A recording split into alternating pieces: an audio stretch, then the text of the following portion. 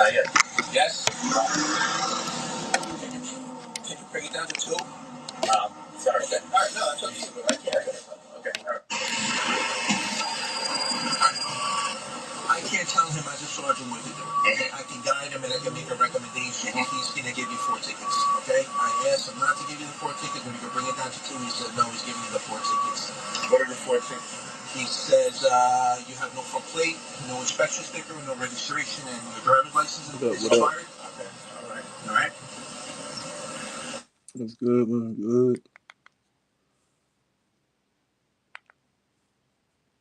We've all had one of them days. If we don't get this money by 6, we're going to be on the curb. But you can count on your My best boy friend. figures out here, get them all set up. He's a cancer in the locker room because he's smartening up the boys and the girls. That's why he's a cancer in the locker room. CM Punk and Seth Rollins promo. So this is on Monday Night Raw, as we the most recent one as we record this.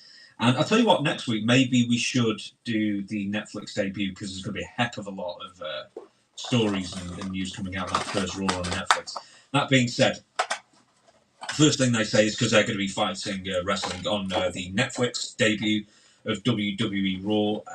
First thing is, with the promo, I wanted to get your opinion on this. Is Seth Rollins said that CM Punk took his ball and went home. And CM Punk straight away said that is the most worn-out industry cliche cooked up by a promoter to turn fans against the boys. Man, did he nail that. In one sentence. Really concise. What a great response to that sentence. This felt like they had their bullet points, much like Punk and Triple H a few years back. They were literally shooting on each other, but I don't think that they knew what they were really going to say. They probably had a basic blueprint of, let's hit some points here and here, but it felt like the reactions and everything, or the non-reactions, not the big NXT face, it felt like it was real. Oh my God, I can't believe he kicked out. I didn't even cover him. What up? But, we got to get that in. Sorry, Jeff. So, looking at this, it looked about as real as you can get. And like, the problem with this segment, I will say, this is the problem with the segment, is the rest of the show. The identity of this segment was right on. This should be the identity of WWE in a way. Not every single angle, but you need to bring reality into it. This was more like a UFC style back and forth between the DC and John Jones. Remember those where they're like literally off camera and saying, I'm going to kill you. It was like what Seth did with Riddle, which was a direct copy off of DC and John Jones's thing, split screen and all that stuff. This here is what's missing from wrestling. And it doesn't work like week 1. You don't have somebody debut and you cut the promo. There needs to be a history. There needs to be stuff to do.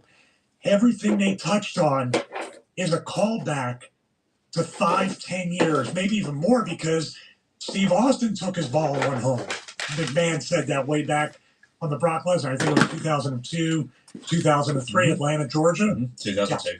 Yep. So these are big, heavy callbacks that, as a fan, that Ben Hameen always says, we're waiting for that moment when we can get the payoff for remembering stuff from 10, 15, 20 years ago. And then we get they gave it to me. That's what this promo did. And then guess what? Punk, for some reason, they got to turn Seth Rollins heel. Because like you said, Punk just kept beating on him. And every point Rollins made was the cliche, I'm the heart and soul, you're a cancer in the locker room. And Punk came back with real world, real life truths that made Seth look like a crybaby. Did you get that feeling? I'll always say this, it's tough to take Seth Rollins seriously when he's wearing like a man blouse. That's another point. That's a whole other show.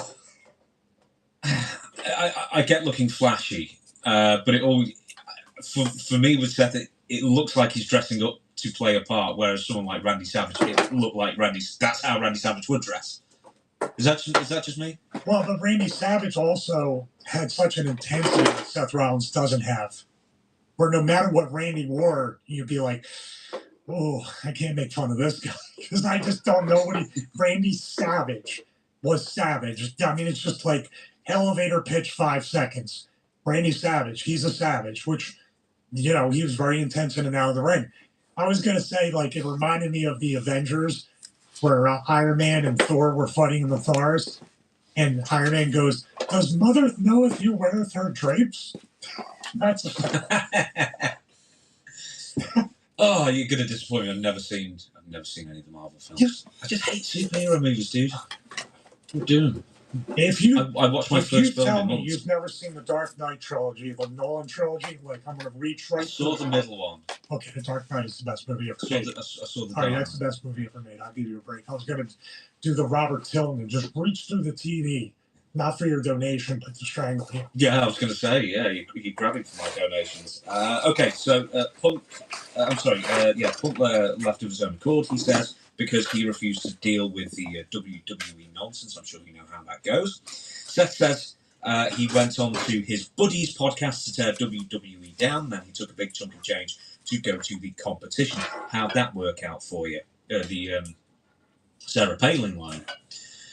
There. Can we stop right there? What do you think of these? Yes. What do you think of the? Oh, why? Do you want Sarah Palin? No. I just wanted to stop right there because here we Go go. ahead. This is a corporate ass kissing type of like to get over with the office. That's why I feel like he's going to turn heel. Because Punk is literally saying, in the next line, yeah, Punk, I love the place I worked. I just hated the guy I worked for, and he loved you. Like, you're literally just making him, I don't know. They could turn Punk heel or just keep it in a gray area, but what I'm looking at right there is like Punk won by a landslide in this promo war. So go ahead. I'm sorry. I just wanted to make that point that Seth, I could see Seth's eyes and his body language of the pacing back and forth and the nervous energy that he was just getting cooked and he didn't know except for, I'm here for these people. I'm a workhorse. All the things he's been saying that, guess what? Nobody cares about. That's not cool. That's pandering, which will turn you heel. Do you know what's funny? It's almost like he's stuck in the Vince McMahon era with those responses. Whereas CM Punk almost feels, I know he isn't, but it feels like he's a true independent in that sense. And I always, and you'll know this, and you'll speak onto this more, I'm sure, where promoters try and turn a wrestler into a bad person for daring to leave for 1, their own sanity, 2, their health, or 3, a better payday. How dare they? He's a cancer in the locker room because he's smartening up the boys and the girls. That's why he's a cancer in the locker room. Yeah, you're very much right with that. You're right on board with that. Here's what I saw with the promo.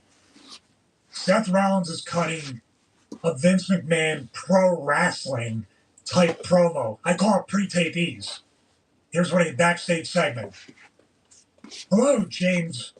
I'm Stevie Richards, and I, Stevie Richards, am going to tell you, James, about the match out there between myself and this person who I'm going to say their name, who's standing right next to me. You, James, and I, Stevie Richards, are going to team up in that very, the pauses. And Punk felt like, because he was one, Punk felt like a crap-talking UFC fighter or a legitimate person throwing shade on another athlete and just talking. Like, that's kind of... Punk is conversational. Seth, with the appearance and the words, it's so over the top, it comes off as disingenuous. Did you get that impression too? Yeah, always. I mean, that's why I always say that I think a lot of people don't understand CM Punk's, or I always said Bryan Danielson's appeal. I think there's a subset of people who don't understand either their appeal because they're not as big or they don't look like the star they think they should look like or whatever. And the fact is that they never ever talked at you. They talked to you. And I think that's what's earned them fans for life. And currently with Punk, because Danielson's retired at least from full-time competition at the moment, we don't know if, permanently. But with Punk, he's the perfect example of someone who's, yes, polarising in a lot of the things he's done in real life, but the fact is that he's one Google Gobble one of us, kind of thing. He's someone in the crowd basically, and he's talking to them, and he's not talking in a stilted, trying to remember, what his next line is. I mean, what is acting? Acting is reacting, and he seems to be pretty much the only person who reacts, whereas everyone else is just memorizing their lines. Yeah, there's a Did certain you disingenuous have nature to any Seth too, Keebler? because Seth has a reputation, probably Yeah, I well have earned, a lot of of Stacey trying to Keebler. throw every character Are you still here? gimmick and look and Sorry about that. I taking was from just the setting Joker and everything all up. this stuff. Everything How seems about like Keeper? an I know if act he's of still here. desperation to try to get over and try to get relevant with that. Recently, he literally fell into his own, but it's based on the Joker movie, not the first one. Maybe it'll end up like the second one with Joaquin Phoenix. But I was just going to say the first one was with Adam West, wasn't it? no, And the that would have been first Frank Gorshin. no, but the first Joker movie with the dancing and this and that. That's from Oh, I'm sorry. That's what- I'm not. Oh, you're talking Folie à Deux. I was yeah. just thinking So the first time that's the what Joker was on Seth's film. going to probably end up like if he keeps doing promos with Punk. He's going to have to do a musical to save it.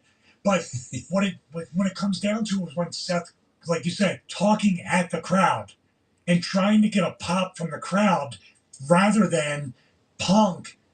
And Punk too, his truth has always been with his actions. Punk has always been CM Punk. He's always been, like you said, the voice of the voiceless, the anti-hero, all this stuff. He's been pretty damn consistent throughout his entire career, and especially in WWE. That's what lends to his credibility over Seth. Because all people looking at Seth saying, well, what gimmick are we going to get next? What's he going to do next? What's this? It feels like he's a Let me gimmick tag him in and here. not a person. Punk feels Vanilla. like whether you like him or not, he's a person. He's a human being, and he's real. Now, here's the point too. I think Seth, in a way, people sing the song and do the thing, but they're reacting to the song, not him. And also, in the same vein too, it's just authenticity. That's what I'm going to my last point. You can tell Seth is playing a wrestling character, and Punk is Phil Brooks. Right there, it's over.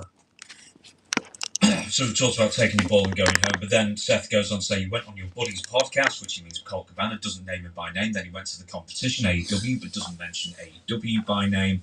And then CM Punk mentions Vince McMahon, doesn't mention him by name, of course, but they're referencing these people.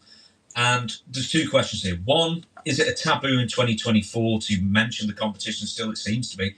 And two, it's the biggest deal at breakfast. 2 delicious wake-up wrap sandwiches and a hot or iced coffee. The Dunkin' $5 meal. Live, CBS Tonight. I'm Nikki Glazer, and you probably know me best from the roast of Tom Brady. But now I'm hosting the Golden Globes on CBS, and I'm not gonna roast the celebrities, okay? Instead, I plan on toasting them. Here's to Challengers, the only movie to ever capture the raw sensuality of tennis. To Shogun, my favorite show that I'll never watch because I don't like reading. All right, I'm pretty sure I nailed it. The Golden Globes. Live, CBS Tonight. 8 Eastern, 5 Pacific. And stream at Paramount+. Hey, we're Wedding Day Diamonds. We specialize in creating perfect engagement rings for every couple. We have 9 Minnesota storefronts, but you can always shop online as well. Here at Wedding Day Diamonds, we pride ourselves on having the best warranty policy in the business. Our warranty includes wear and tear and is guaranteed for life, meaning if anything ever happens to your ring, we'll make sure it's fine. I forgot what the second one is. Answer the first one. Is it a taboo? Should you be mentioning the competition or referencing other companies? WWE doesn't. Now, this was the saying that I think Vince had said, Vince McMahon. I know it was passed on to other people within the company, so I don't know if it came directly from him. When you're number one, you never talk about number two. When you're number two, you come out with guns blazing to try to knock number one out. You remember, even during the Monday Night Wars, they didn't really even do that, even though WCW was beating them.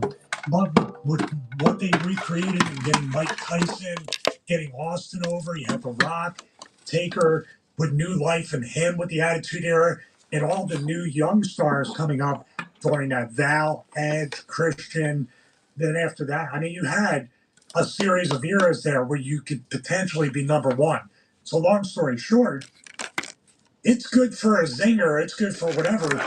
I think what your question is it taboo? Because if you mention it too much, will we go and check it out? Just like when Tony Schiavone and Eric Bischoff gave away the finish when Mick Foley won the WWF title. If you give it away too much, the curiosity will bring you over to the next product, right? Is that kind of what you're getting at? Well, there's two things really, because they didn't mention. I mean, it's all part of the story. It's all part of a true story, which is great. You know, tell the fans truth A, B, and C, and then when you veer off to the work in Jerry D, Jarrett, then you know the fans will. Yeah, it's a great saying. Here's the other thing: is that AEW's more than WWE recently have been criticised for this, and I think rightly so. Is that they are Vegetarians, rock stars, sports stars. You feed the hungry. You give hope to those.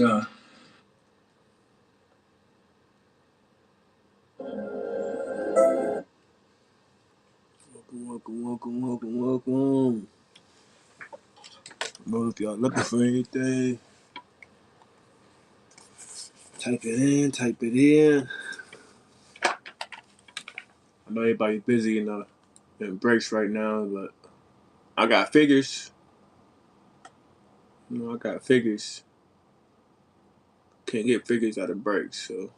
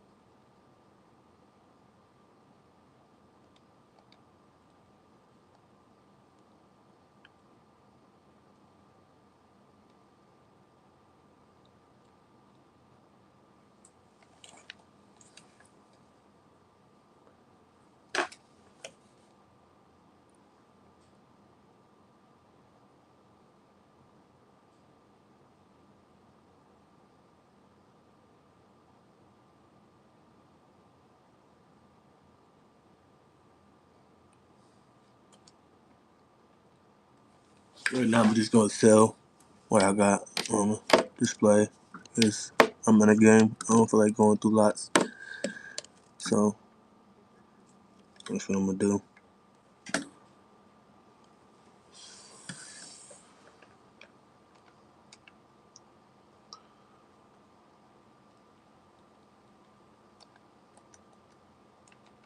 Keep it that way.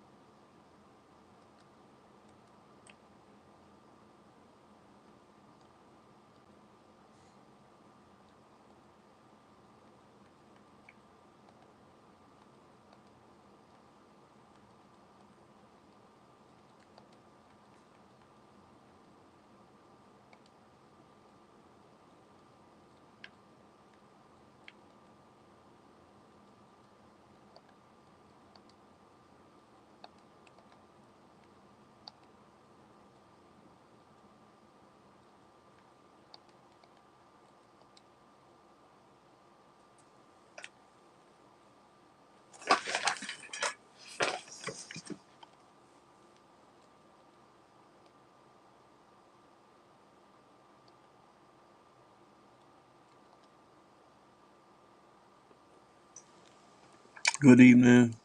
Good evening. The thing I see right now is for sale.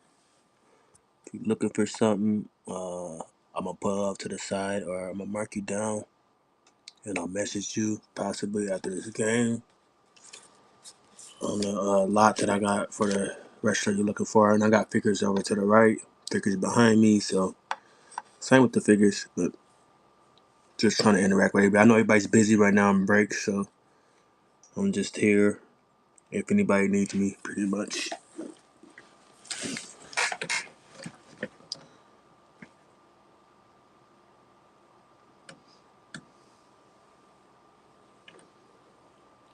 Chilling with everybody.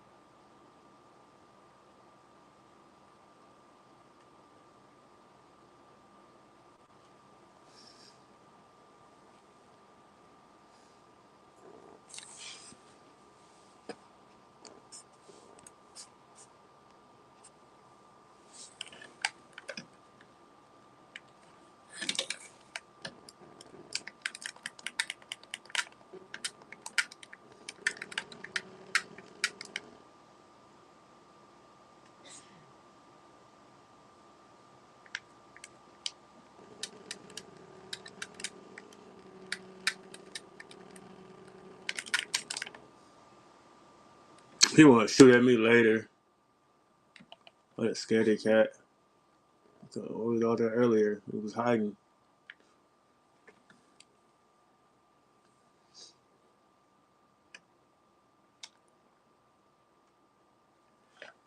You know, I kind of put it on here so y'all can kind of see a little bit something, something.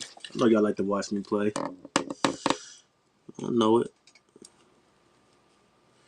When my guys ain't bored. There we go. A little something, something for y'all.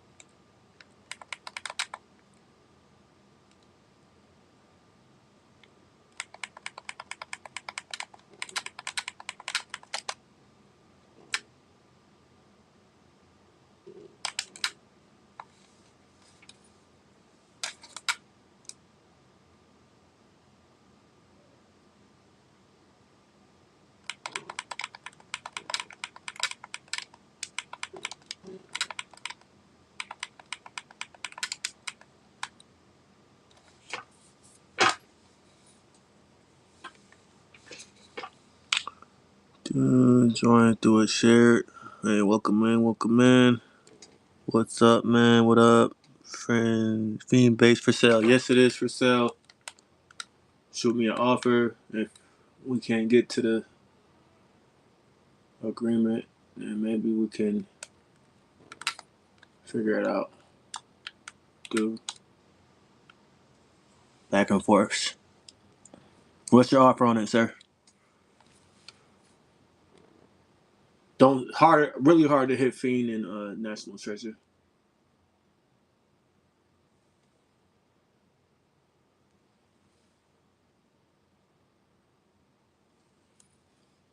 $30 for the base.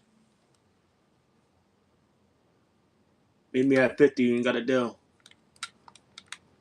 I don't see too much break coming out of there.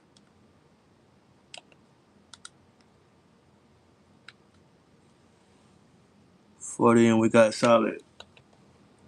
I'm sticking with my guns at 50. I already had it at 60.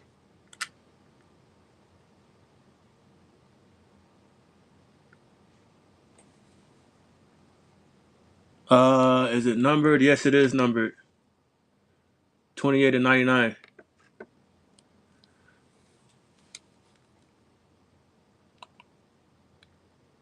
What we grabbing, y'all?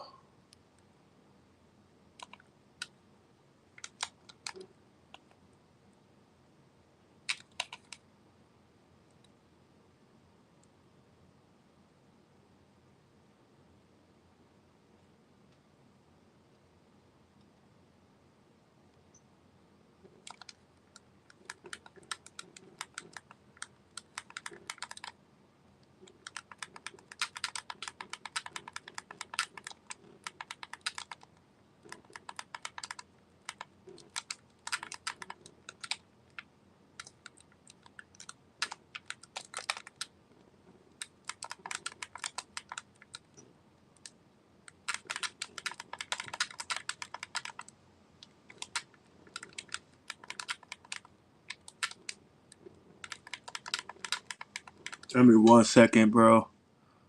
It's a gift for Brando. Oh, okay. Yeah, I know Brando. I just put a whole bunch into a break to get them. That's why I'm like, I'm willing to do 60, not 60, but 50. I already had it at 60. I kind of compared it to other braids. I mean, I might lower it down, but right now, want to run it. I'll do 50. We can always fight. Yeah, I'll run it. I'll run it for 50. We can see where you guys have it at. Give me 1 second. Lisa!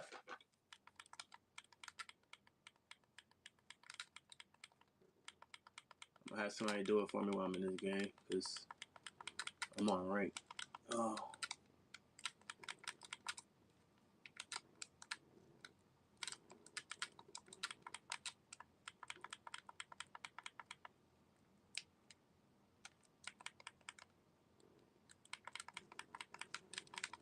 my gosh, you guys. What the heck? Give me 1 second. Lisa! She's coming. I need you to help me. I need you to help me run Bray Wyatt.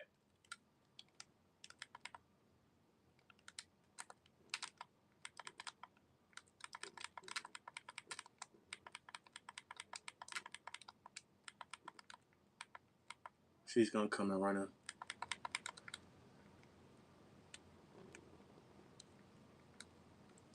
1 second. Where are you?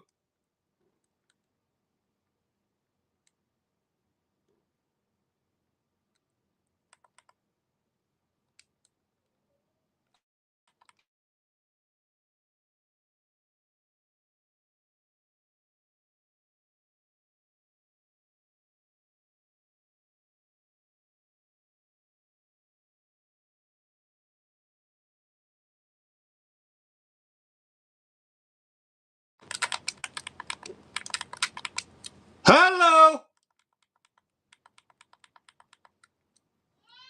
Come down here.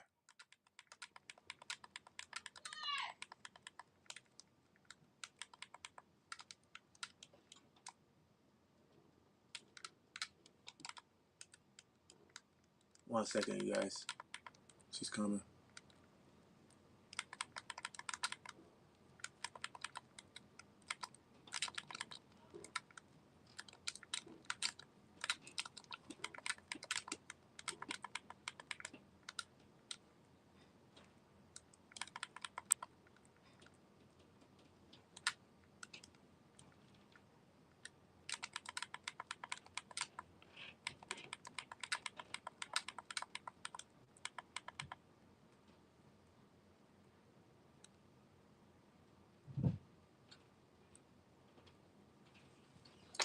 Second.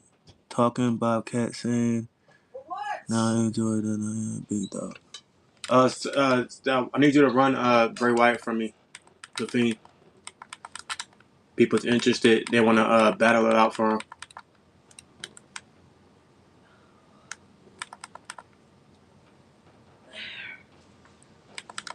I can't do it because I'm in this ranked match. I didn't think I was going to get any sales.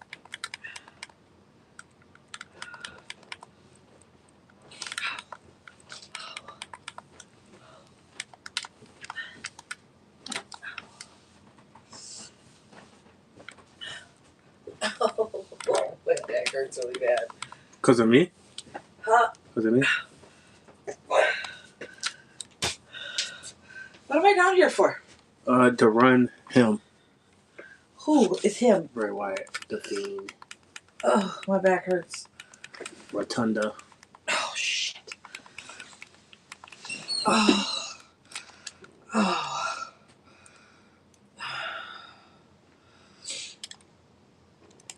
I'm not even...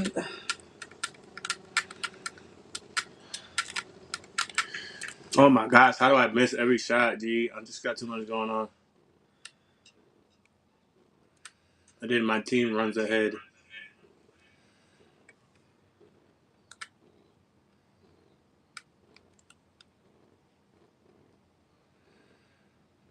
Okay, well... Oh, my whole team is down. Oh, here you go. You need this?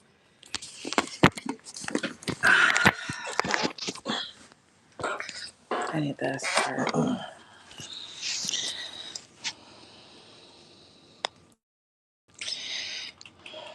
And who am I doing?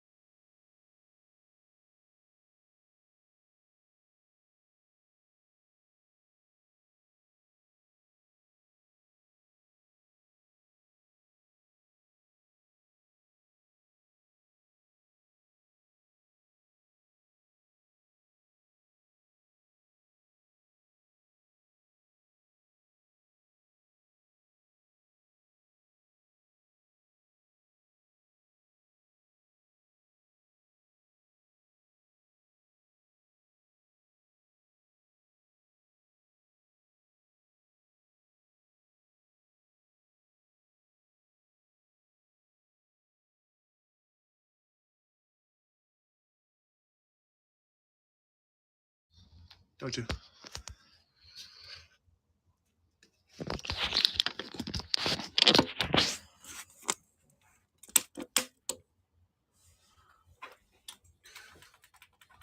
Sheesh. Thanks, guys. Anyways, though, I got more cards if you guys are looking for. I got a whole bunch of other Braves, plain Braves, more or less cheaper. I don't think I want to get rid of it anyways, though. I think low key, I kind of want to keep it.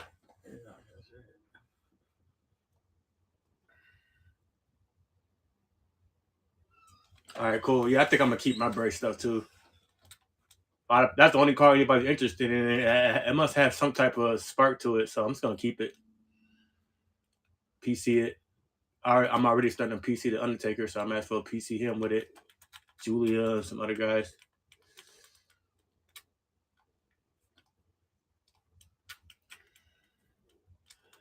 I want Lisa to start her room. Lisa's sleeping. All right, go ahead, go to sleep. I'm about to end this anyways in a little bit. Oh, shit, you're too busy playing Call of Duty. I'm too busy right now. I told people though, I said I'm gonna just message you after I'm done with the game. Your phone not even fully charged or anything. I'm kind of doing my own little thing right now. Yeah, I know. I see it. And then you woke me up out of a dead sleep. I was up there knocked out. Yeah, I felt bad. Yelling. I said, money's here, girl. Money's here. Oh, yeah, brother. I'm off the McGuire.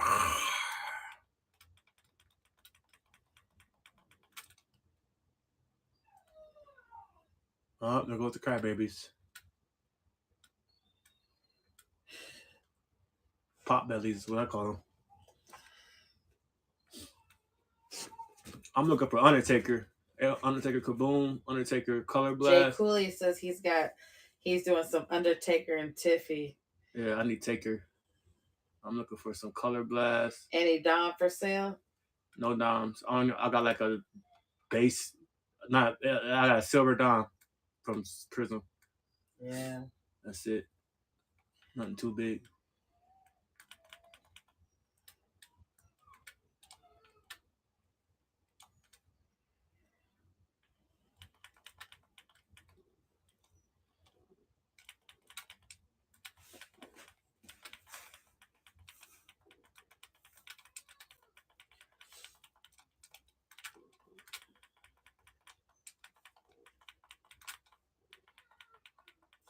I think my PC is like Mankind, Dude Love, Mick Foley. Yeah. All of Mick Foley's multiple personalities. That's like my big time. That's your main. That's your main. That's what you need to focus PC. on. Just focus on him. That's my main PC. Why don't you add on to your PC then? Just buy a single.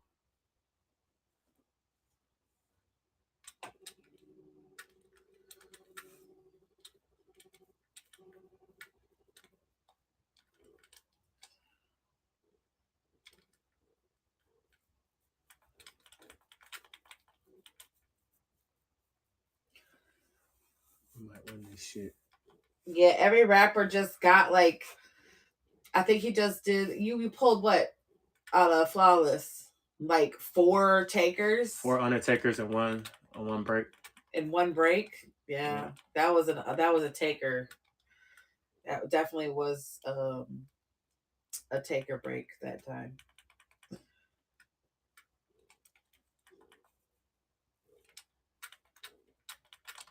Oh, and yeah, can't forget Cactus Jack too. Yeah, just him and okay.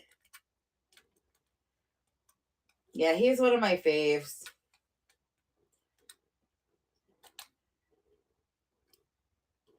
No, he didn't. He didn't put it up for sale because we were under the understanding that you guys didn't want him. Do you still want him to run the Fiend? I'm keeping him. I'm keeping Bray. You're gonna keep Bray? Yeah, I'm just gonna keep him. Yeah, I guess he's just gonna keep him. Fuck it. Yeah. Grade him. slap him up, get a little bit more for him. Yeah, I if think I do sell him. he's gonna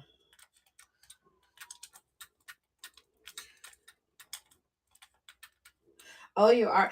Is it? Do you get some pretty good people up in your football show?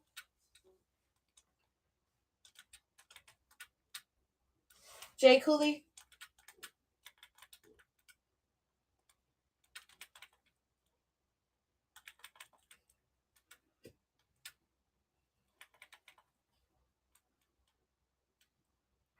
Oh, okay. You know, I bought that that big giant kaboom for Christmas. I had bought it. I was gonna do a show on it, but I just didn't. I never did it. But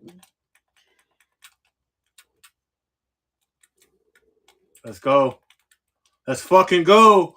Let's go. Y'all see the victory? he said, "Thanks for wasting the last 30 minutes, though, waiting on the Fiend." Huh? He wasn't in here for no 30 minutes. Oh, not 30 minutes. And then they said they didn't want it or something. Like they was looking on eBay. And the dude was saying the same thing, wasn't he? Yeah. I mean, like, sorry, man. I don't want to feel like I'm... Yeah, his phone died for a short period of time. He got it back and going, though. I got other Fiends, though. You got some other ones? Yeah.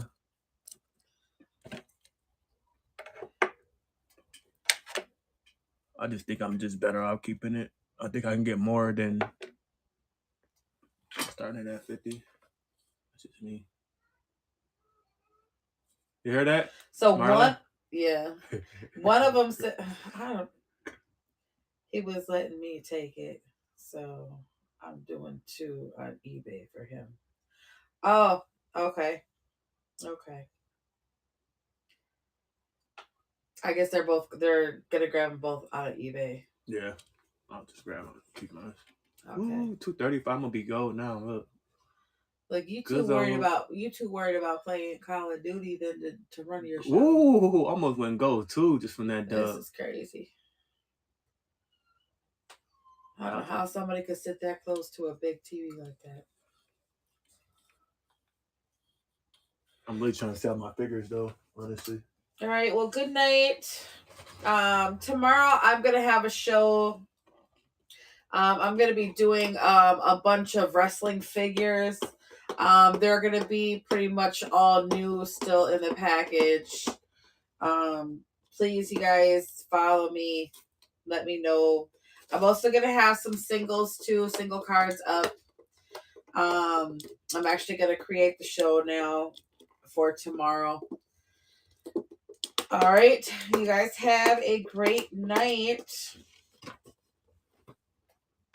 No, It was nice talking with you guys while he plays his games.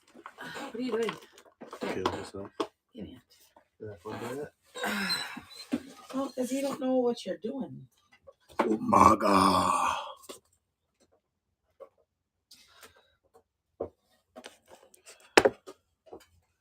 Throw some figures up there. I know people love figures.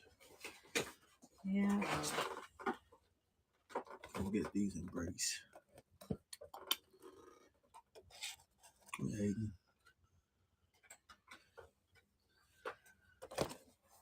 I'm setting this up like this over here. I'll just put them like that, right? That's how you do it. You need some glue gone. I had it almost off. No, you didn't. Yes, I did. Let me show you. Oh, right here. Yeah. Bows to the masters. Break it down.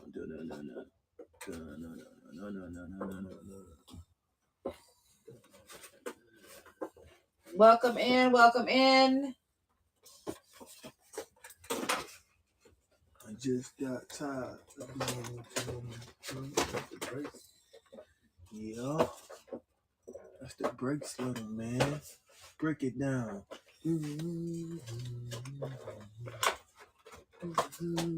Generation X.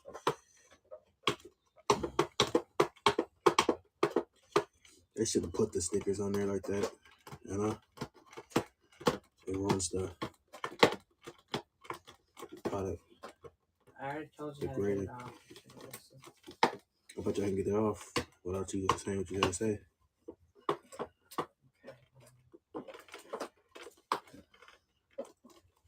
Treat you like you are a little man.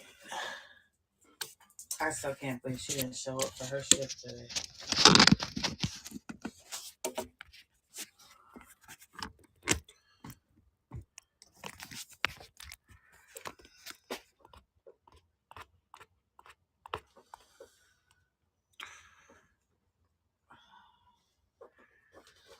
I had me fucked up.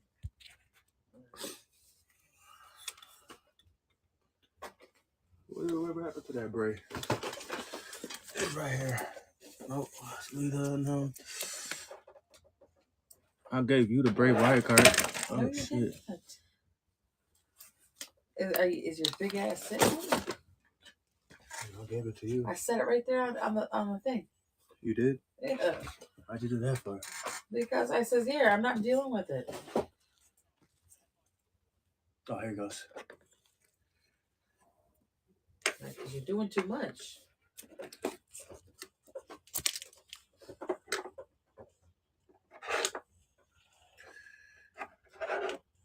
I need like stands. I need like the stand that everybody be having. That's what I need. You don't get that for me? Hell no. You do too much. Mama. How much money you got in your account? You spent it all on what now? Yeah, I was trying to get cards from Flawless.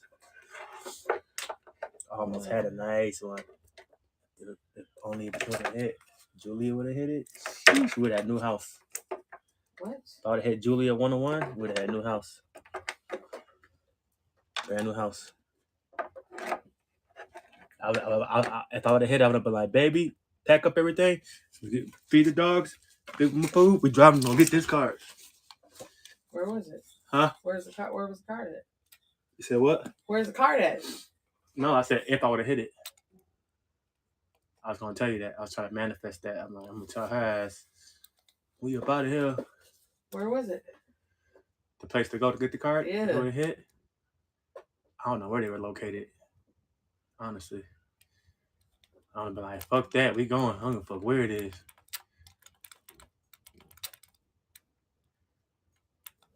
Oh my god.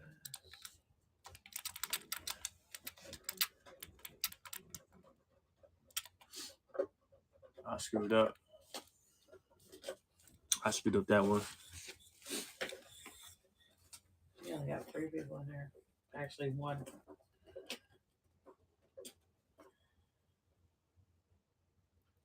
You have nobody in your room. Oh, I'll come back in again. Not. I don't get discouraged like that. I just keep my stuff streaming. Anyway, I'm still getting content. It goes to my YouTube. Oh, does it? Yeah. I didn't know that. Yeah, it goes to my YouTube. So regardless of getting content, it don't matter. And it gets lots of views, hours of views, and I need to get so many hours on YouTube so I can start making money off of it. So it don't really matter.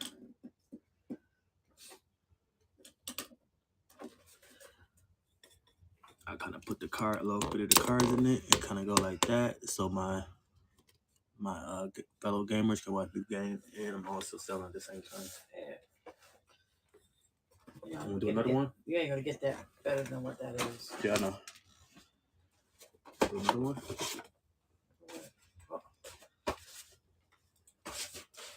I ain't getting those type no more, huh? Well, we can. You just gotta take them off right away instead of let them sit.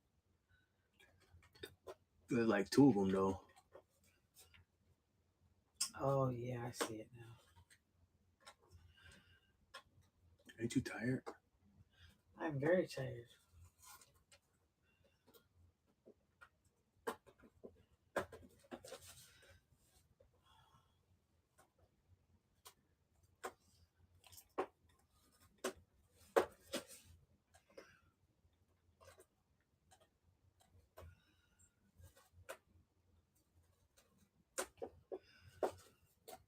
I got something to get this stuff off. I can get it off tomorrow.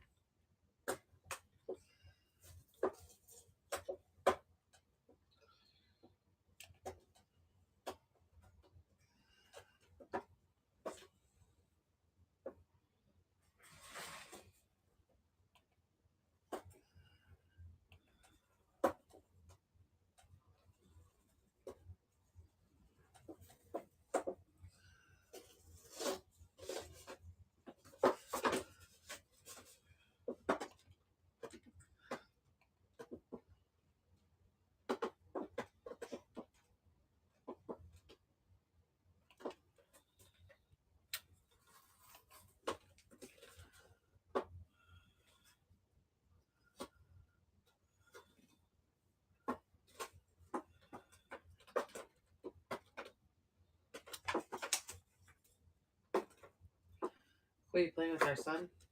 Hmm? Who are you playing with? Random players on raid. Oh, right. I thought you were playing with Sylvester. Like, buy me back, my guy. I gotta buy him too. But why he wasn't following you for? Here, I'll have to finish getting these off tomorrow. I'm trying to get up early tomorrow so I can get stuff situated in our computer room. So I can do that kaboom and everything else.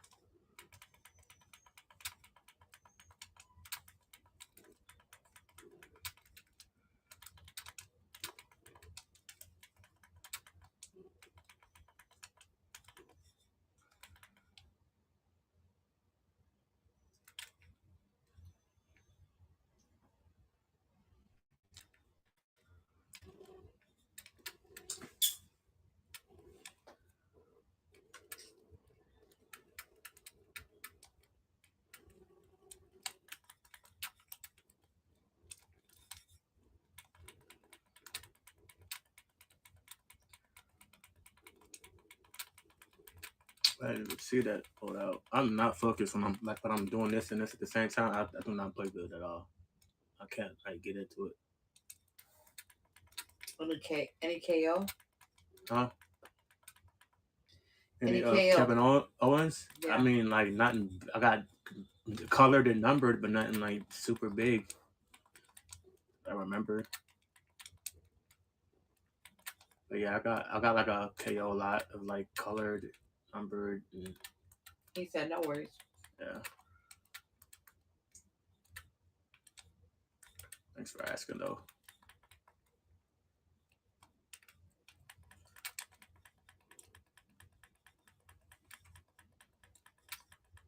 I swore I had like a KO auto or something, though. I could be wrong.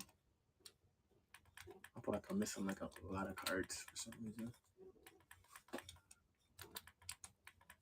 I know what it is. I got a whole lot of How much for the Bray? not for sale. What was I saying? I need a whole bunch of loaders. I got a whole bunch of like silvers, colors, inserts that I want to sleeve up. So then you need to go to bed early tonight so we can go and get them. Get what, sleevers and all that? Yeah.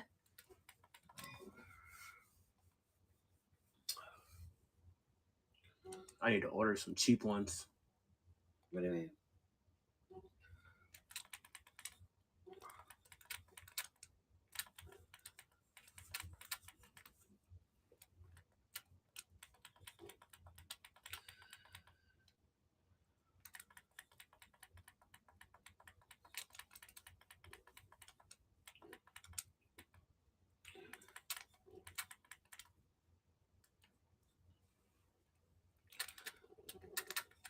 Damn, a few shots. I'm out of there.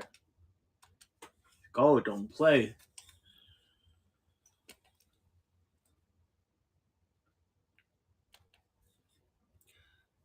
Damn.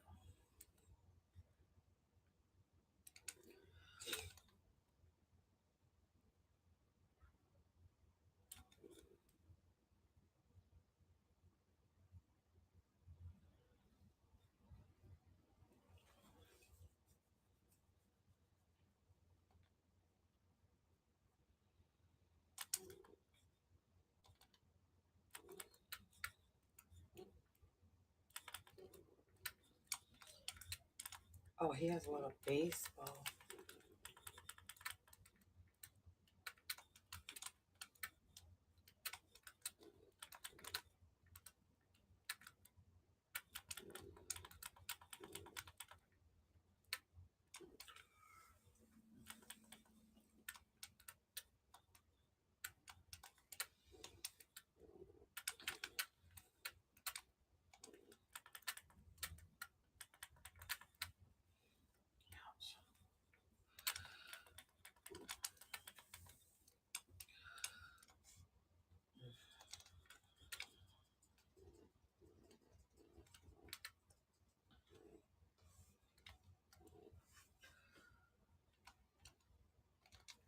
What animal was on my couch?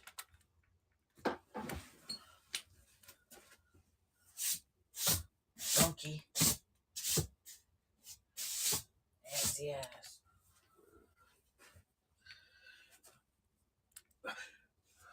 You put back to bed.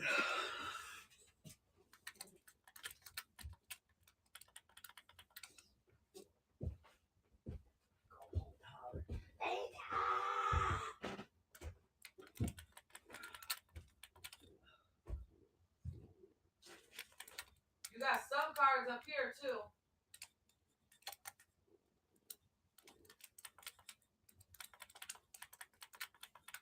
Color matches and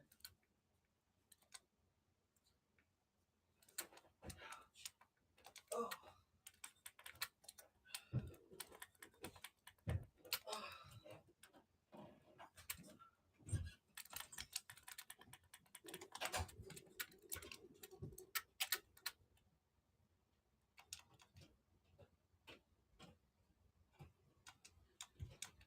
And my team just keeps leaving me, man. Like, I just don't stick together at all. I be looking up and y'all be gone.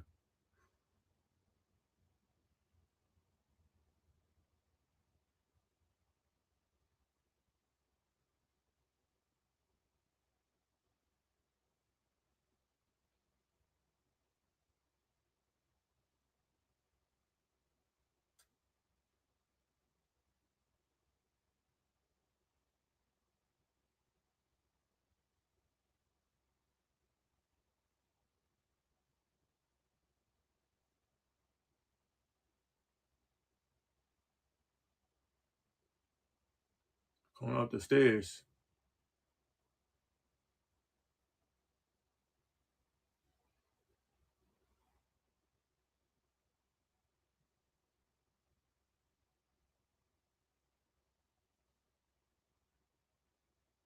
How the fuck? Bro is low key dope.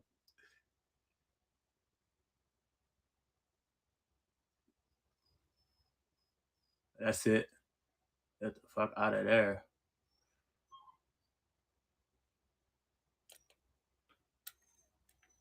It's hot though. It's hot over there, it looks like.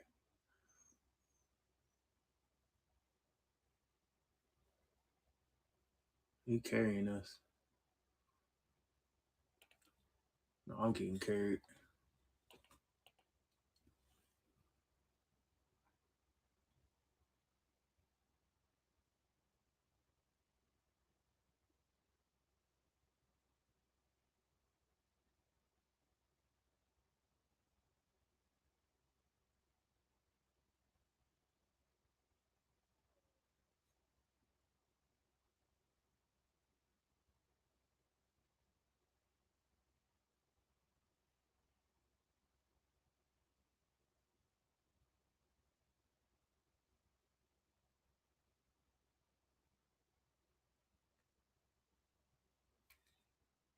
He was a little too good on there. He knew exactly where the fuck where he was.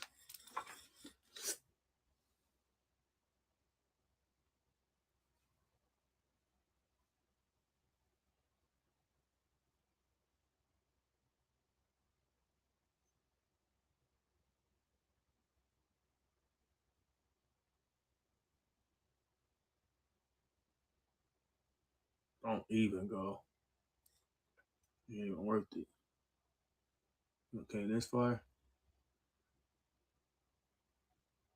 They gonna do is see us come out the sky and tear us apart.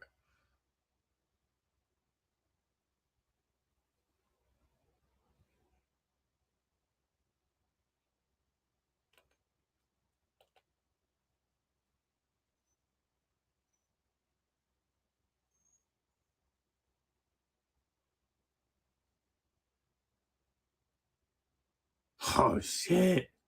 Dude is just OP with it, man. How does he do this shit?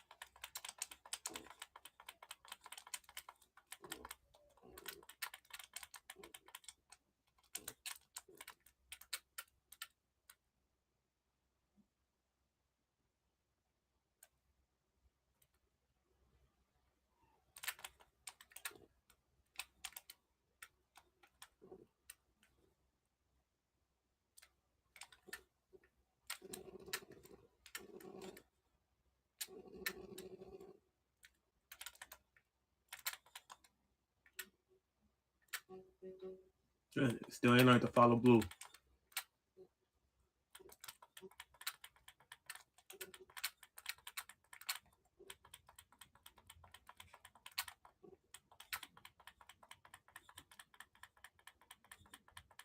Yellow or goofy.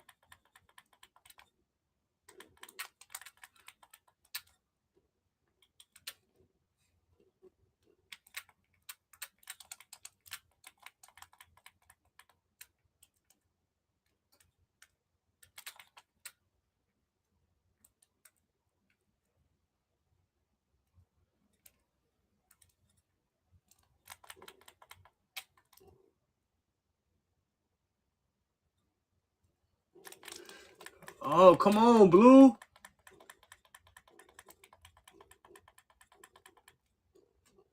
And blue just doing his own thing, G. Like I'm trying to hold him down. He too busy looking downhill and up.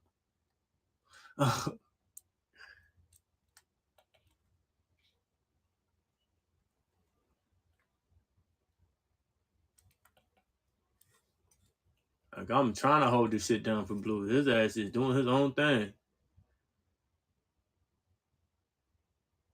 I see he wild out then. That was it.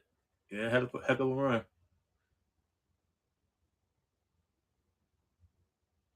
Yellow was tweaking. He should have been with blue. Man, this nigga blue do everything for us, G.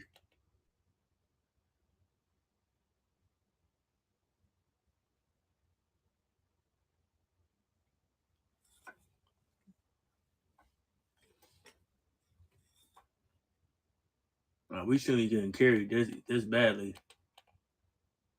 Store about to close up. Ain't no getting nothing back.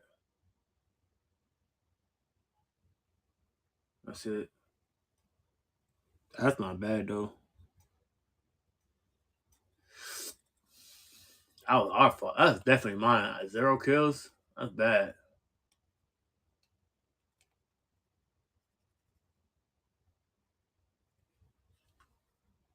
That was bad.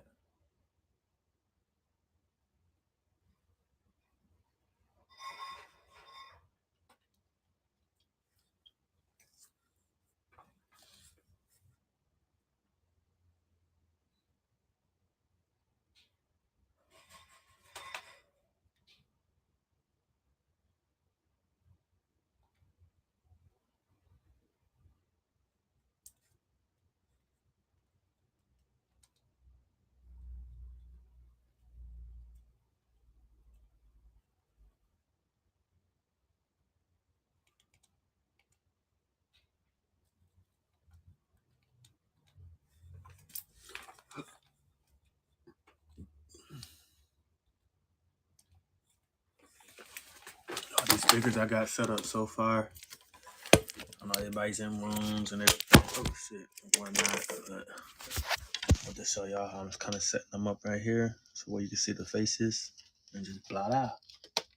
Move those out the way. You got some cards in the back.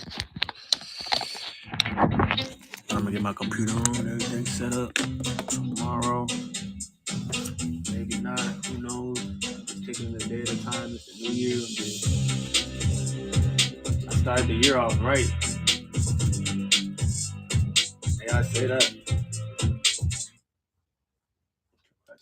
We gotta take it off of this channel.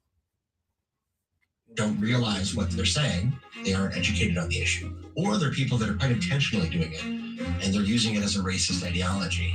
Issues of race run throughout fantasy stories as a whole. Author J.R.R. Tolkien's infamous description of orcs of a protest in television. I'm Hallie, and we are coming on From a time with a much different understanding of race. They present certain ideas, and we don't tend to be very actively thinking about what ideas we get from popular culture. You know, we consume it as entertainment, so we're not looking for what political positions we're getting from our popular culture. Helen Young is a literature professor at Australia's Deakin University and the author of a book examining racial analogues in fantasy literature. In the reality we live in, race is a social construct. There's no kind of genetic evidence for it existing. But in fantasy worlds, there is, right? So they're really, literally racist fantasies. And that can enable bad actors to exploit those narratives. White supremacist website Stormfront infamously maintained a section on the Lord of the Rings movies for a time. When the movies came out, I got super into it, and I figured you could probably get people who like such a super white mythos. A few of them are probably going to be turned on by white nationalism. Dungeons & Dragons didn't create those trends, of course, and it's not solely responsible for ending them. But as more and more people flock to the game, it's facing an increasing need to expand its storytelling to fit its audience. I love this game, but no person or corporation in general is infallible. And you want to hope for the best, but you also still have a personal right to want to hold people accountable. Wizards of the Coast is still struggling with these issues. The company recently had to revise the lore on one of its products after it included some racist tropes. But the company has also started to move away from tying ability scores to race, a change that likely wouldn't have happened without advocacy from the fans. And the public faces of Dungeons & Dragons, be they live streamers, content creators, or official product writers, are starting to look as diverse as their audience. Even if the official company doesn't always get it right, there's a lot of people who are still working to make D&D a more welcoming space. Both tabletop games and video games are an important part of the culture. They're shaping and being shaped by the new waves of players who are coming to the industry in droves. Figuring out the best way to represent all these new players isn't always going to be easy or straightforward, but it's an important task, because video games should be for everyone who wants to play them.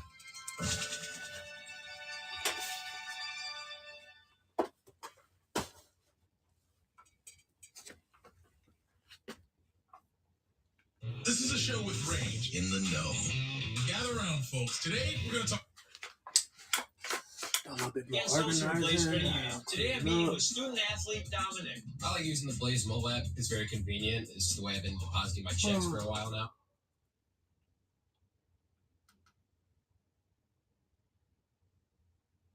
It's been a rough time the last couple of weeks. Yeah, man, it's those storms, that hurricane was crazy, man. And it just our heart and our prayers go out to the folks that have been affected, man. Asheville, North Carolina, and those surrounding areas just got totally annihilated. Absolutely. A lot of my family was affected. I was affected just for a couple of days from the hurricane. So it means a lot to me. Those areas I'm very familiar with. Grew up in those areas. I know you wrestled in a lot of those areas that were affected as well. And we would love nothing more than to be able to help out any way that we can. And one way that we're able to, Nine Apparel, a company that you have supported throughout the years and worn. They've stepped up to the plate. They've made a shirt that they're going to take all the profits. I was like, well, you go back and tell him to kiss my ass.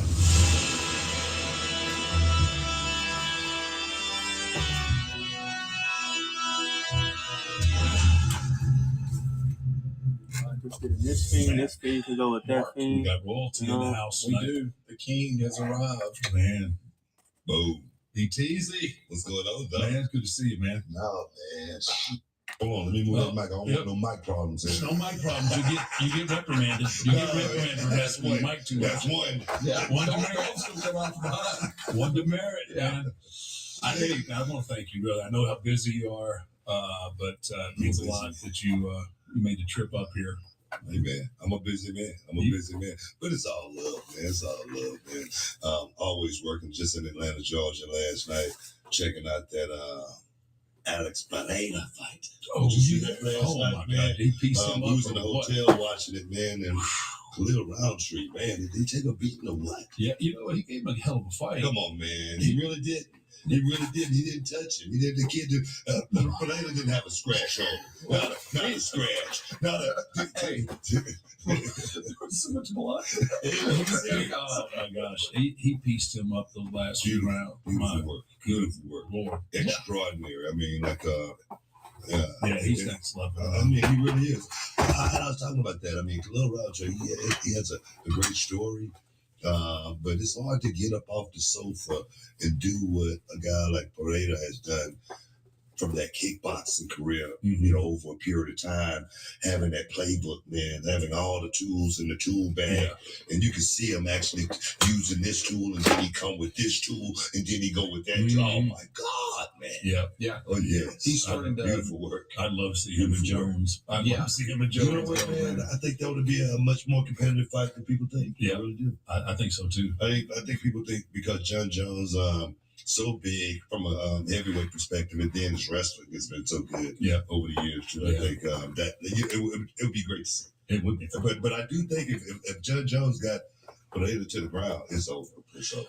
Yeah, he's a beast. He's a beast on the ground. Jones hasn't, taken some time off. Yeah, Father Time's undefeated. There's that he got a lot of pride though, man. John is best in the world. He's by far. Time off is worst enemy. Yeah. But that's the whole thing. Like that time off, just not being in the octagon, not getting those reps. I mean, you guys have talked about it before, where there's an in-ring shape. It's a lot different, and I think there's probably the same thing with UFC, right? Like there's an in the octagon type of shape that I don't know if John Jones is there right now. Can he get in that shape? Absolutely, he is. Considered the best. You know what? Yeah, I can agree with that. Yeah, I can agree with that. Yeah. I imagine how or where his legacy would be if he hadn't had all the trouble, I mean, my goodness, it would be unquestionable that he's the GOAT. Yeah, I mean, there would be no question. I'm telling you, man, you know how it is. It's hard. It's hard to fight temptation. Yeah. Well, especially when you're at that level. Exactly. And you're getting everybody thrown at you. Everything. You can't pay for anything. Yeah. When you're at that level. Yeah. And the women. Right. The women, man. Look, I'm married to a saint. And I just you've been single once upon a time, and if you've been on the road, I don't remember that day. I don't remember that time. I don't remember that time in my life. He going straight babyface. I don't know what you're talking about. A woman before anyone. My God, man. You know, look, I got the most beautiful wife in the world. You know, I mean, former Miss America, the lovely Charmaine, my queen. The queen. But she knows. She knows it's, you know, been women, you know, jocking at me for years. Oh, I'm not saying that, no. Jocking at you. Just beating up. Legend. Just has to accept it, right? You got to be able to fight temptation. Yeah. You got to be strong. You got to be strong, You man. feel me? I didn't even promote that you were going to be on the show because I knew the line that would be outside of the studio. So I was just like, I can't even promote it. No. Promotion is everything. And when I say everything, I mean everything. Yeah.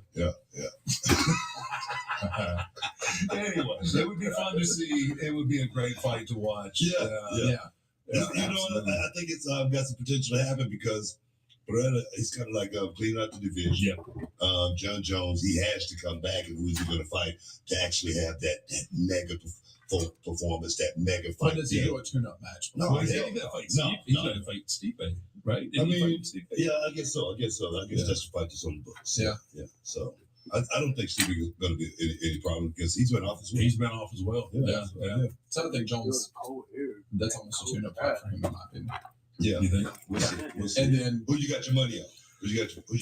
it's hard to bet against Jones. You can't bet until somebody touches him. Yeah. No one's touched him other than Gustafson. Right. I know that's the whole thing. Like, Yeah, it's hard to bet against Jones. It's, I feel that way too. Champion's advantage. But this kid, Alex, he's special. He is special. He is special. Yeah. if he beats Jones, he goes on to a Mount Rushmore type of guy. Well, you know, I think him stepping into the UFC the way he did, literally on short notice and becoming boom champ. Yeah. And then boom champ again. No, he's done what no man has done before in the UFC. Yeah. He really has. Yeah. So big credit. Yeah. So you're a big mixed martial arts guy. I mean, you're a big UFC guy. Man. Since the inception of the UFC, I mean, I remember Chemo and, you know, Horace Gracie in those days. Yeah. Man, Chuck Liddell, Tito, of course, you know, and just now what the guys are doing, it's a barbaric sport. Yeah. It's the roughest sport any man could ever do. I agree. You know, the human body was not meant for that, but that's just the nature of the beast of man, I think. That's like football and, you know, any other sport. But it's definitely something that entertains me. And it's like the gladiators sport of the day. Are you entertained? Are you entertained? That's the way I feel when I watch the UFC. I'm serious. It's amazing the growth and how it's evolved. Yeah. Like from UFC 1 and 2, where the only thing that was illegal were fish hooks and eye gouging. Yeah, headbutts, groin shots, anything goes. Everything. Yeah. I remember. What was it? It was Boss Rutten just hammering this dude in the balls. Yeah, you remember that? Yeah, I remember I was that. just like, No, it was Well, the kick, he kicked the sumo wrestler. Oh yeah. In that, like, I think it was like the first fight or whatever. And the sumo wrestler's like on all fours, and the dude just walks up and just kicks him in the side of his head. Yeah. No, it was real. And like I said, it's always entertained me, but it is a sport that you gotta wonder, you know, at the end of the day, we always talk about CTE and all that stuff and whatnot and how the guys are gonna end up in their careers and we're just now at that point to where we're gonna actually see a lot of these guys after they retire. It's a rough gig. It's a rough gig. I will give them credit though. I mean, they more so than I think boxing early on. They really do step in pretty quick to what's a fighter's helpless. Or even not defending. Did Roundtree last night? Did you see the? Yeah. And you know, well, you know, he was because I was begging for the referee to just stop that fight. And the thing is, it happens in the UFC as well in boxing and every other sport. I mean, it's inevitable. It's inevitable. Yeah. Even though the way they're trying to change football right now, they're trying to make it as safe. But then you look at Tua. I mean, exactly my point.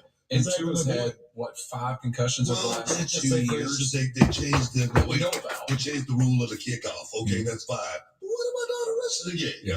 I mean, but do you think there's a violent game? And I'm not a doctor or scientist or anything, but like I look at Tua, Do you think that he's just more susceptible to get a concussion, or once you get that first one, is it easier to get a second? I don't know. I don't know, but I'm not a doctor or anything, and I don't play one on television. But it's everything else now. You're just a king. No, but I think it's the amount of hits. I don't think it's the I think it's over a period of time. It's just like a fighter getting knocked out. Get knocked out one time. Normally, when a fighter get knocked out the first time, it's so much easier for it to happen again. I look at Chuck Liddell. Yeah, Chuck Liddell was a guy. He had an iron chin until he got tapped on it, boom, and then from that point you could barely touch him. And I just think it's something that happens over. Like I say, I could be 100% wrong, but I just don't think the human body was meant to do that. And just like we say in the wrestling game, we got a bump card. You know what I mean? Once that bump card is punched up, you're done. It's time to lay it down. It really truly is. And I believe that we talk about on my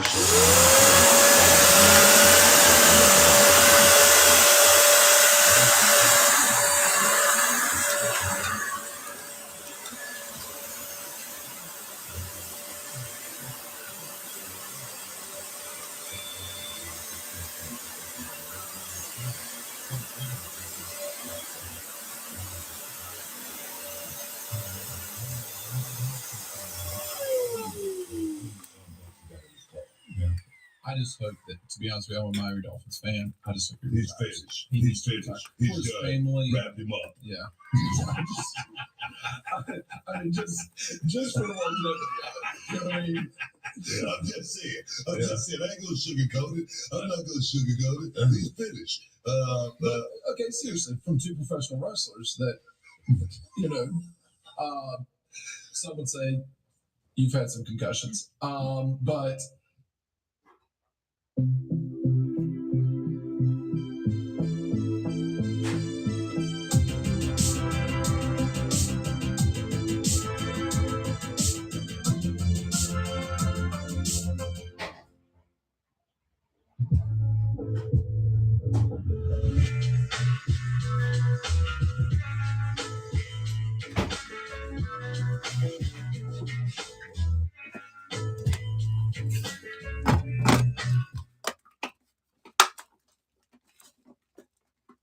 What would your suggestion to Tua be?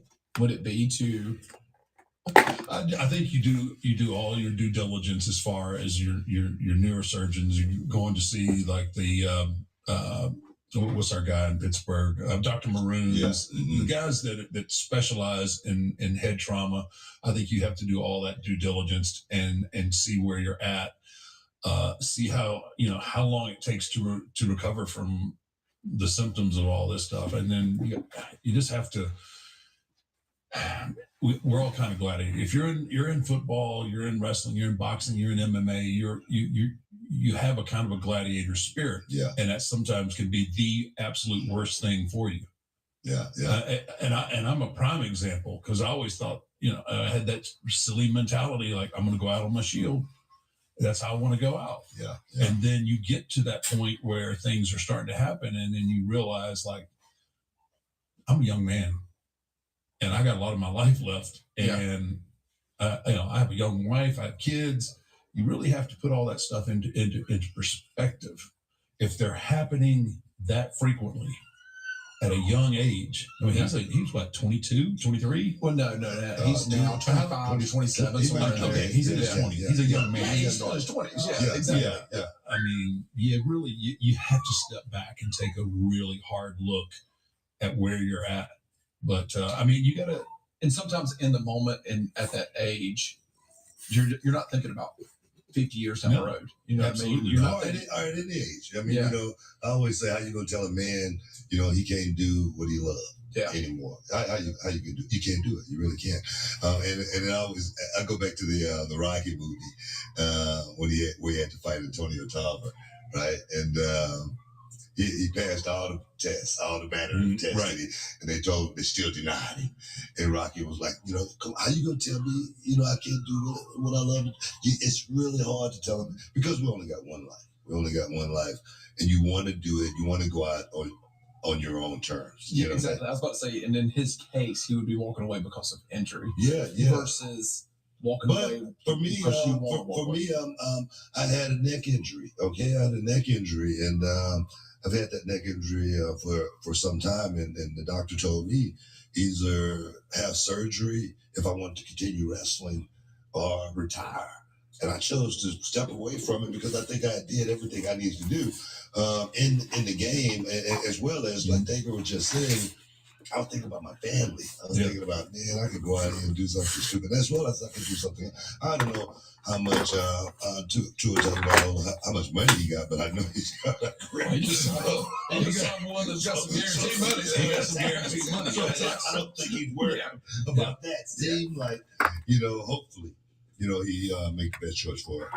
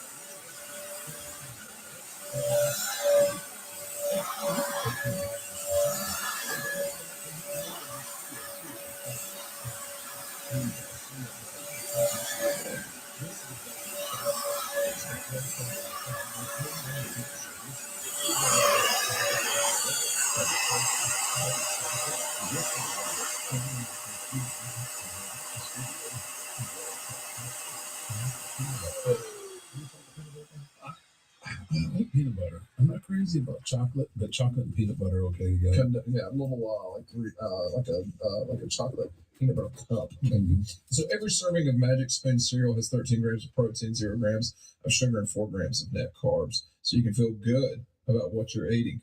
The most popular flavors are fruity and cocoa. There's so many more as well. Okay, and for our listeners, they can get $5 off your next order at magicspoon.com/CBS. 6 feet. Or look for Magic Spoon on Amazon and your nearest grocery store. That's magicspoon.com/6 feet for $5 off. Magic Spoon, hold on to the dream. Wait, do that one time. Magic Spoon, hold on to the dream. I feel it. You can feel it. I can feel it. Go to magicspoon.com/6 feet, get $5 off. Thank you. In spite of Matt. Hey, sweetie. Sweetie, you good? Someone stole my Old Spice antiperspirant. Now I'm smelling like perspirant. I did. Where's 24/7 sweat protection? You did this to my pets.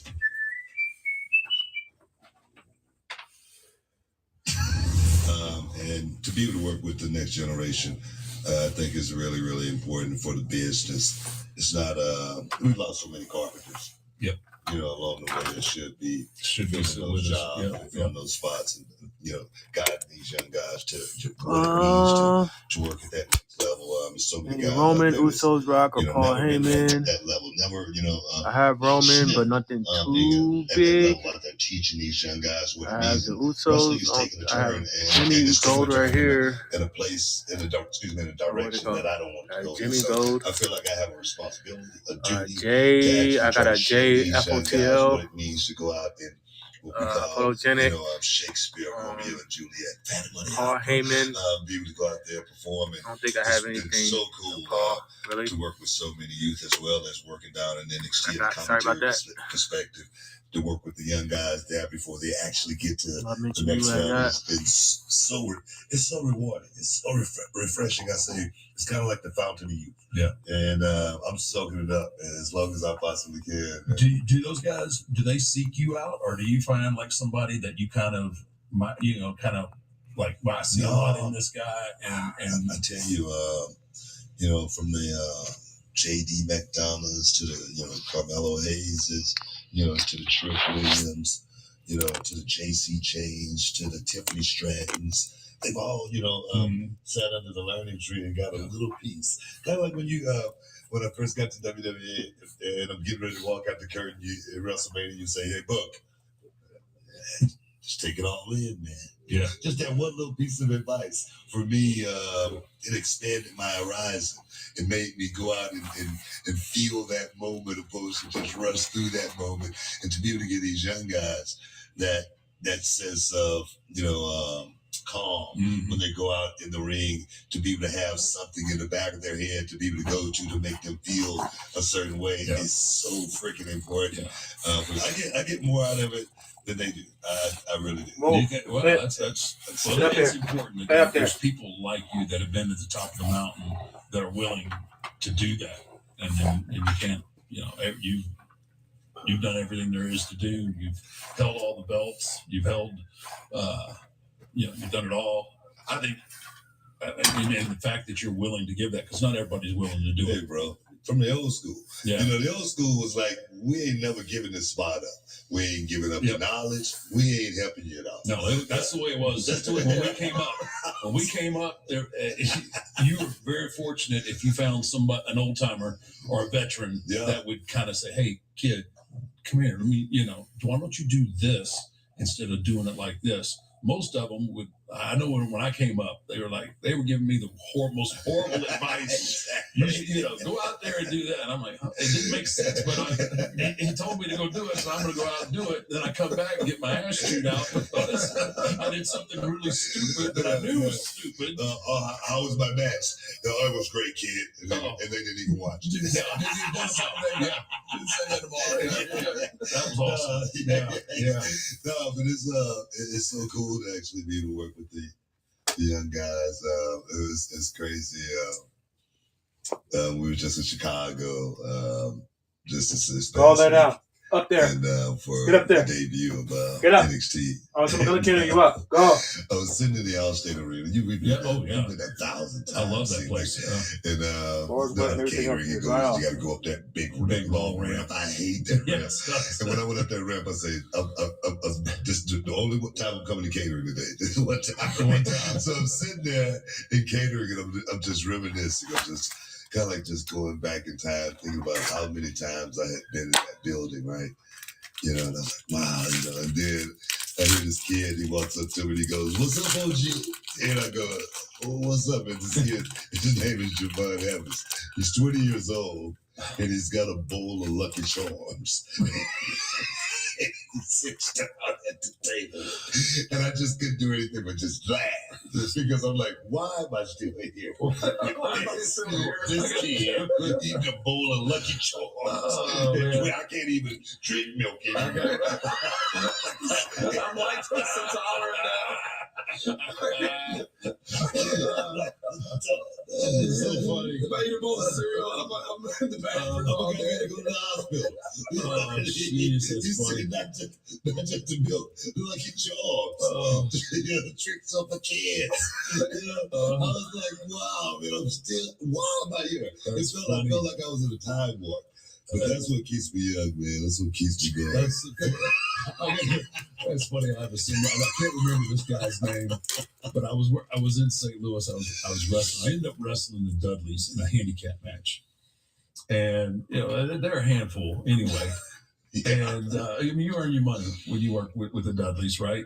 And I don't know. I think I'd probably done 20 minutes with them, and I come back and I sit down in the dressing room, and I'm just like having that moment, like, gosh, you're getting old, man. And I wish I could. I want to say it was Rene Dupree, but it may not have been him. But anyway, I sit down, and it just happens. This guy comes into the room, and he goes, "Wow, you know what?" And I was like, "What?" He goes, "You know, when I was a kid, I had your poster on my wall." I flipped. I was like, "Get out!" That's not what I want to hear. I need to hear right now is that you had a poster of me on your wall when you were a kid. You know what I hate? When someone say that, they look older than me. Right. Yeah. I used to laugh. I used to laugh. They look older than you. Bro, they might be older. They are older. I'm serious. I'm like, come on, bro. I used to think that was the funniest thing when I went to Lawler's territory for the first time. I rode with Dutch quite a bit. And he actually rode with me. I was the one doing all the driving, right? Yeah, I was paying dues.